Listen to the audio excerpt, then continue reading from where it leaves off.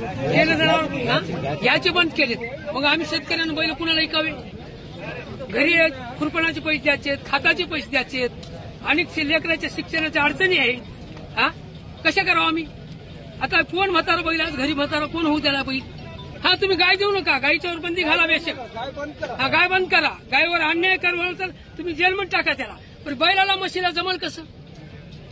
जमल कसं? पण घ्यावं कोण? हे जर घेणार तर घेईल कोण? त्याला फुकट सोडून द्यावं लागतील आम्हाला जनावरी। आणि गोशाळा कशाला काय? गोशाळा सरकारने कशाला काढली? फक्त डंगरे जनावर मिळायला। कारण गोशाळा बाहेरले जनावर शेतकरी व्यापारी धरून काही गोशाळेत घालायला घातलीत का?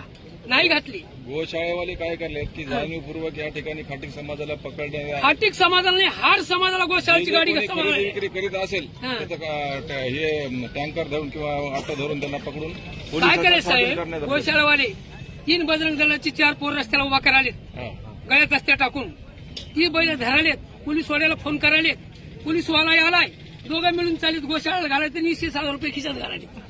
हे व्यापारी मरून चाला इकडं। म्हणजे बैल 6 वेळा 3 वर्ष झाला आहेत। आता बैल आहेत का? म्हणजे 6 बैल म्हणजे धरलेली। तुम्ही पोलिसात गुन्हा दाखल केला, पेशा केल्या, जजने त्याच्यासारखा निकाल दिला। म्हणजे बैल माझ्या नावाची दाखले असून म्हणजे जाणीवपूर्वक ह्याचा व्यवसाय चाला। ही गोशाळा नाही, ही व्यापाऱ्याची घर घालण्याची शाळा आहे। गोरगरिबांना लेकरे गुण घर चालवावं का?